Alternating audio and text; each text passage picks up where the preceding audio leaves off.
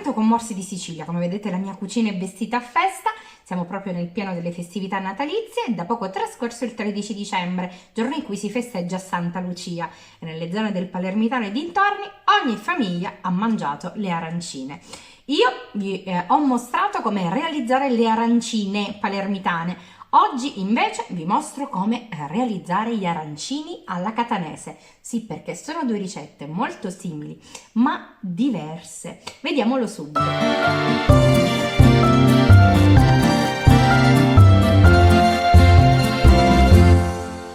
Preparare la versione catanese, quindi gli arancini, vi serviranno della carne di manzo, in questo caso è del muscolo e del biancostato, del concentrato di pomodoro, della passata di pomodoro, dei piselli, in questo caso sono gelo, non siamo di stagione, cipolle, carote, sedano e alloro, del vino cotto, della sabba, del riso, farina, pangrattato e acqua per la pastella, servirà anche dell'olio extravergine d'oliva, dell'olio di semi di girasole per friggere. Mettiamoci subito all'opera, è una preparazione abbastanza lunga.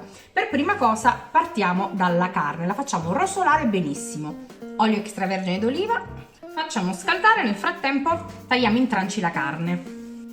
Sì, li sto preparando per un esercito. E facciamola soffriggere. Cipolle e le tagliamo sottilmente. Siccome le premesse non sono buone, sono una persona sensibile anche alla cipolla.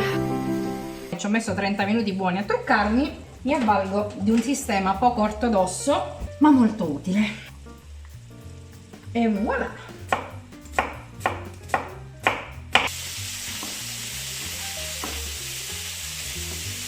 Sono appannati e non ci ho visto più. Allontano questo ingrediente tanto buono quanto infernale da me e mi spoglio dei panni di paprika.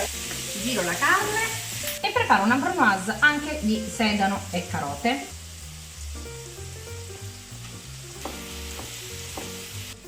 Aggiungo le ossa anche alla carne, la sposto per comodità, olio e una volta scaldato aggiungo il soffritto e faccio rosolare. Aggiungiamo anche le cipolle. Quando le verdure si saranno imbiondite e ben appassite, assembliamo il tutto. Trasferisco la carne nella pentola col soffritto.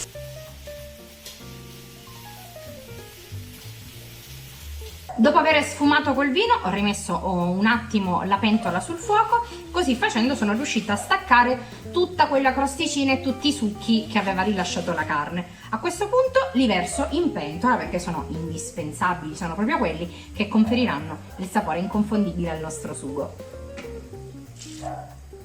Del pepe, l'alloro, il concentrato di pomodoro, la passata di pomodoro, che ovviamente ho riempito fino all'orlo, e il mosto cotto, la saba o sapa, che è il segreto di famiglia. A questo punto mancherebbe da aggiungere solo i piselli, che però andremo a mettere all'interno del sugo solo a 3/4 di cottura perché sono troppo teneri e non resisterebbero alla lunga cottura, perché ci vorranno almeno 4 ore a fuoco bassissimo, così che la carne diventi tenerissima e si sfilacci soltanto con le mani. Ci vediamo dopo. Rieccoci, dopo la lunga cottura il sugo si è ristretto, il profumino è inebriante. Adesso lo travaso all'interno aiutandomi con uno scolapasta per separare la parte liquida dalla carne.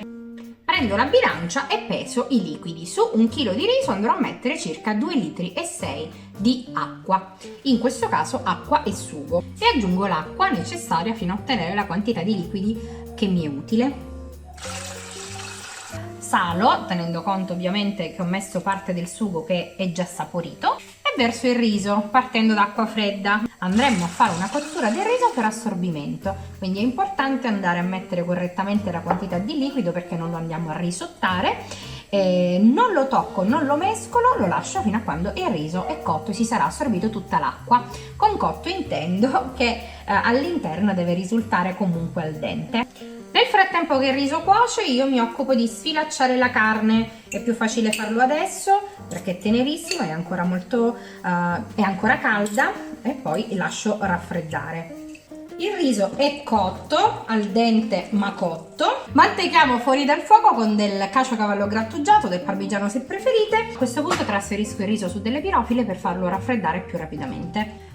Tutti i nostri componenti si sono raffreddati, possiamo iniziare a comporre gli arancini e direi che si è fatta anche l'ora. Prendo un po' di riso, lo schiaccio sulla mano dando una forma già all'arancino, inserisco una parte di ripieno, aggiungo dei pezzettini di provoletta, li distribuisco in maniera uniforme, non in un unico pezzo. Dopo aver compattato con un altro pochino di ripieno, chiudo con un'altra parte di riso.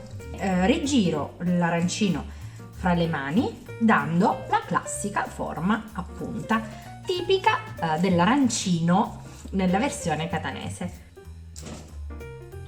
Ultimo passaggio per la realizzazione dei nostri arancini, la panatura e la frittura. Io ho preparato qui una pastella con acqua, farina e un pizzico di sale, il doppio dell'acqua rispetto al peso della farina, e del pan grattato al quale non aggiungo nulla.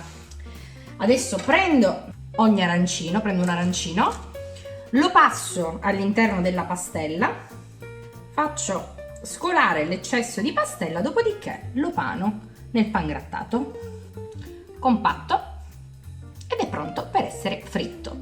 L'olio di semi di girasole è già caldo, siamo intorno ai 170 gradi, possiamo immergere gli arancini. È importante che la cottura avvenga a fuoco dolce, così che il calore penetri bene all'interno dell'arancino. Eccoli pronti finalmente!